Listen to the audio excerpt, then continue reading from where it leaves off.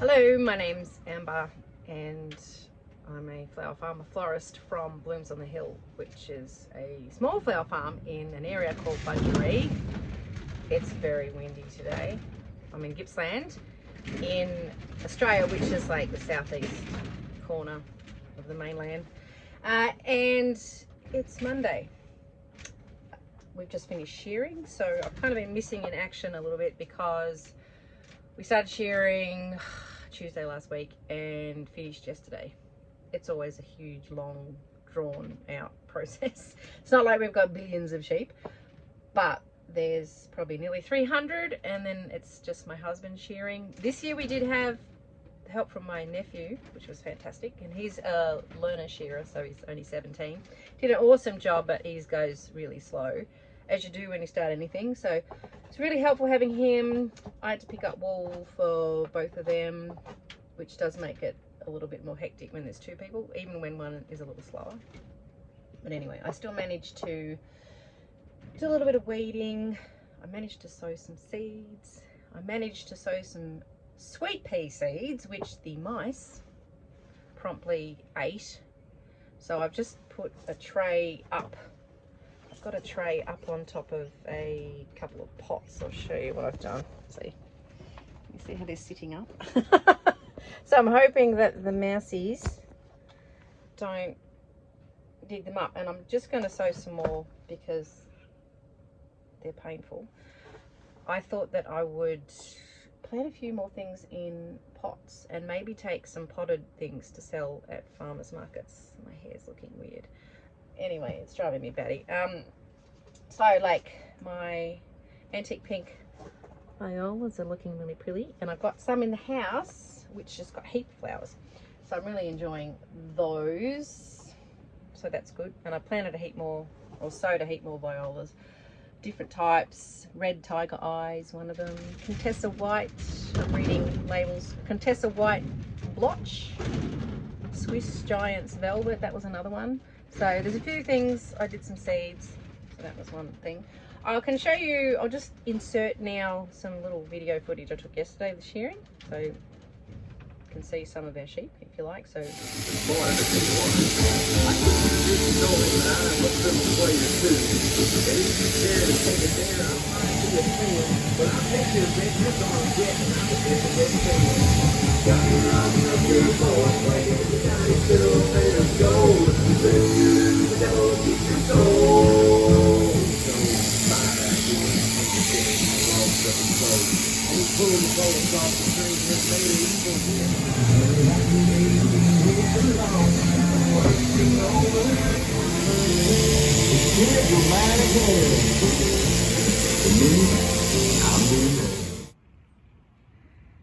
my tulip, I think I might pick it or pull it because it keeps opening and closing with the warm weather, because we've had a warm winter. It's so weird, and there's a big storm coming, so it's going to get battered, I reckon. But I'm off to feed the dogs. We've been shearing the sheep. I've got 30 left to do. Hooray! And they're all in the shed. There's a storm coming, so it means that they'll all be dry. So it's 5 o'clock, so I'm just feeding the dogs, and hubby started dinner. He's having another cup of tea, and we'll go back and finish those last 30, and they'll be done for another year. Thank goodness. Shearing sucks. Whoa, falling in a hole. It's quite annoying that I've got this one tulip so early. There's some other ones budding up and getting colour, and if I have enough for a bunch, then I could sell them. But this one I might just put in the house. And you pull them right up. So you pull them up, bulb and all. There we go. So you get the longer stem. Last sheep.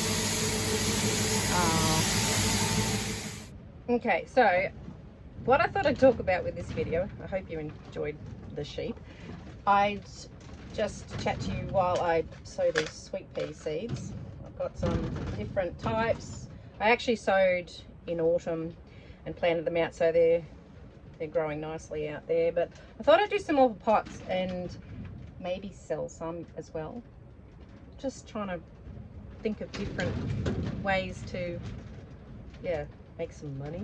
And also too, different ways that maybe I can,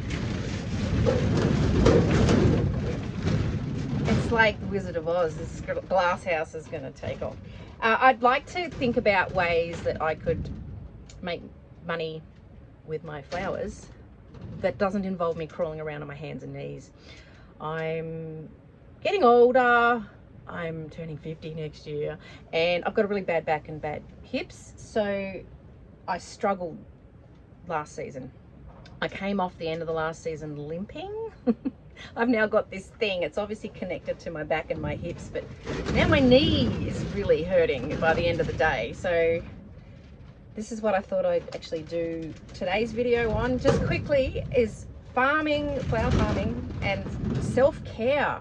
Okay, if you're new to flower farming, or if you're thinking about flower farming, this is really, really important, and I can't emphasize it enough. It's something that I don't do, so I need to do this and put it out there in the world of the internet and make myself do all of these things, because I was so tired coming off the end of the season and in a lot of pain. These bad back and bad hips is just, so I need to do something about that. I need to go to the physio or the osteo or whatever. I need to make sure that I do that. And but look, I'm actually kind of dreading this flower season coming, because already I'm exhausted. So if any of you ladies out there that have kind of around this age group, and then you've got all that menopause stuff, if I can talk about that, sort of just feel pretty crappy sometimes, and it's just another thing really. So, but even if you're younger too, and you've got like small children, or you know, there's so much going on. For me, I run the farm because my husband's shearing a lot of the time. The big jobs we do together, like the shearing or marking lambs or drenching cattle, whatever, the big jobs is the two of us. The small everyday stuff, it's me. At the moment I'm not even milking my cow, and it's kind of, that's another thing when that starts up. So, and I run the household. Oh, crikey. I homeschool my children, which is, you know, an extra thing. But yeah, look, every day I'm out in the garden, but really I flower farm part-time, but it's just not part-time.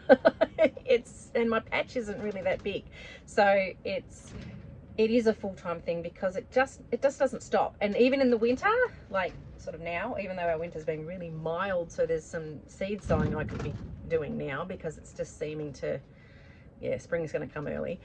It doesn't sort of stop either. So obviously in the northern hemisphere where it snows for you guys, you might shut down a lot more, unless you have a heated greenhouse maybe. But there's still jobs you can do, like inside things. You might be catching up on social media, or planning things, or you know, like planning your patch for next year, or whatever. So it actually really doesn't stop. So I just thought I'd talk about some things that are really, really important, and the number one is sleep. Make sure you get enough of it. I'm a bit naughty in that I do tea, and it's always like 8 o'clock by the time we're eating. I don't know what happens. It's ridiculous. But anyway, then I clean up the kitchen, and I can't stand it being dirty. So I don't want to get up the next morning and have a messy kitchen. So I always clean up the kitchen and then harass the kids to go to bed. And then I'm folding, washing, and doing those inside tasks.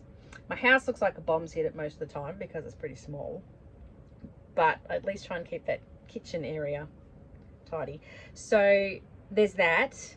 And you know, finally I'll have my shower, and then finally I'll get in bed, and then I just sort of don't want to switch off the light straight away, because I haven't had any, you know, me time. So I like to read and maybe watch Netflix or something, but it's always kind of 11:30 and I'm switching the light off, and that's naughty Amber. So I need to go to sleep, because I'm just not getting enough. I actually struggle with sleep because my back and hips hurt through the night, so that does wake me up a bit. But yeah, get enough sleep. It's, yeah, can't emphasize that enough. The other thing is food. Now I'm a bit naughty here because I always miss lunch.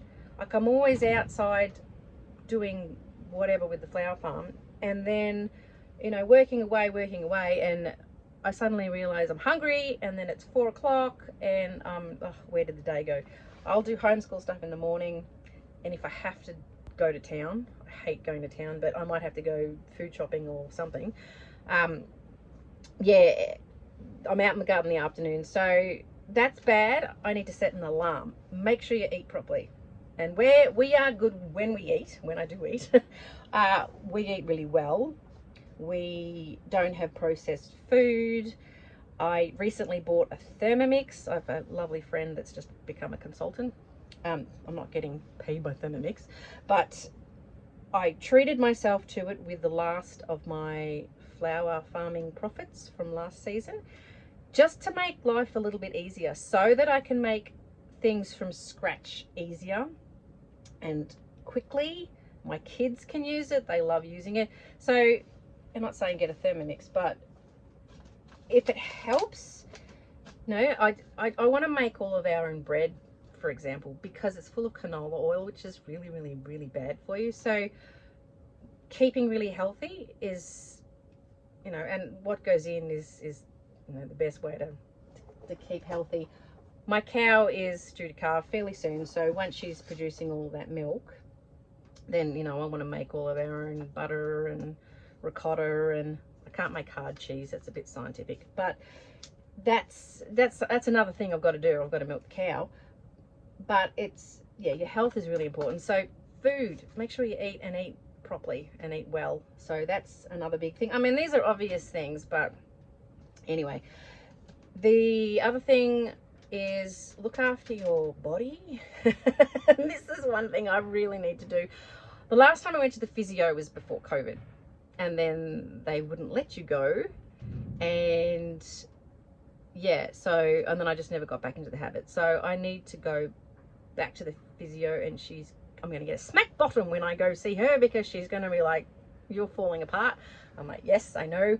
So I need to go see her, or an osteo, or yeah, and perhaps go and get some remedial massages for my back, but make it a regular thing. Like, I just kind of like push through the pain, and that's really bad, and I shouldn't do it. So whatever it is that you've got going on, make sure you look after it, because with flower farming, and particularly if it's a small flower farming, you are it. Like, I can't afford to hire someone. I need to be much bigger to be making the money to then hire somebody. So I have to do it on my own. We have a good tractor now that can rotary hoe my field, but really that's the only sort of mechanical thing.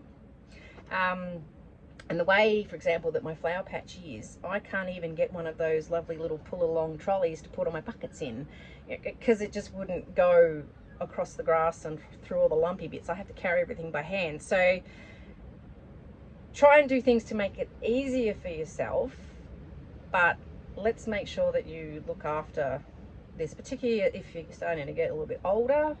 So this is why I'm thinking of things like, yes, we could sell these, and I only have to stand up in here in the greenhouse, rather than crawling around on my hands and knees, which is hurting my back. So accommodate your body for what it can do, and really try and take care of it. So if you're the kind of gal that likes to go and have facials and pedicures and that's not me, but go and do it. Make time to go and do it. Okay.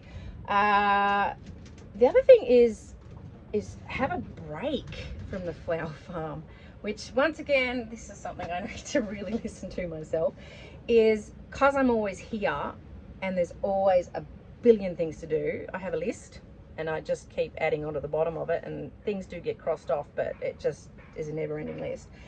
I'm not really sowing seeds as I talk to you. I'm not really I don't have really time to have a break, and I don't think of it, and I don't like leaving the farm. So I've decided that for this season I'm going to get a hobby that's not flowers, that's not cows or farming or anything like that. So I actually really enjoy sewing. I haven't done it for a long time. I was self-taught like before we moved to the farm, and I was bored at home living in town. We were in a regional town, so I was really bored and taught myself to sew, and I was actually quite good at it. And I used to sew things for my daughter, who was probably only about 2. Anyway, she wants to sew a dress because she's 10 and she's right into fashions and that sort of thing. She's very girly. And so we had to go buy material and a pattern, and no doubt I'll have to sew the whole thing for her because she'll get bored. But I thought, well, you know what? I quite like sewing, and I think it's a different thing to do that's not crawling around on my hands and knees, and it's going to force me to sit down. So I really don't have time, but I need to make time. So this is the thing. I need to make time to sit down, do something different, just clear my head, and yeah, just rest. Really, that would be my rest time. And I won't feel bad because I'm not just sitting down doing nothing, which is what I should do. You know, like you tend to sort of sit down and then sit there and waste time on your phone scrolling and looking at garbage. So at least this would be more constructive. So that would be another piece of advice, is maybe get a hobby. I know it sounds insane to add something else to your day, but I think it would really help. The other thing to do with self-care, and this is the last thing, relationships. I don't have a heap of girlfriends. I'm actually quite introverted, and I've got like a couple, and I don't really see them very often just because everyone's so busy. But those sorts of relationships are important, so keep up with your friends, make sure you don't forget about your friends. And kids are obviously, well, my kids are always with me. So sometimes it might be like get away from the kids for a little while. The other thing is your partner, your significant other. Make time for him, her. Yeah, we haven't had a date. Well, we did go out for our wedding, and no, we didn't go out this year for our wedding anniversary, which was in June. We did last June, and we haven't been to the movies together. I figured it out. We've been here on this farm for nearly 6 years, and before that we hadn't been to the movies for probably about 6 years. So we haven't been to the movies for probably over a decade. But there's nothing worth seeing, so that could be part of the problem. Anyway, so make time for each other if you can. We tend to like hang out together when we're doing work in the yards with livestock, which if you've ever worked with livestock before, it involves a lot of shouting. You just get shouted at. I did buy my husband a t-shirt and it says, "Sorry for what I said while we were working sheep." It's very true. Anyway, so I'll stop jibber jabbering, and I hope this helps a little bit. If you're coming into flower farming, it's not always all about the flowers. Just take care of you, because you are your business, and if you get burnt out, you start to resent it. And I'm going into this season already exhausted, so let's look after number one. Anyway, thanks for watching. Have a good week. I'll catch up with you another time. Bye.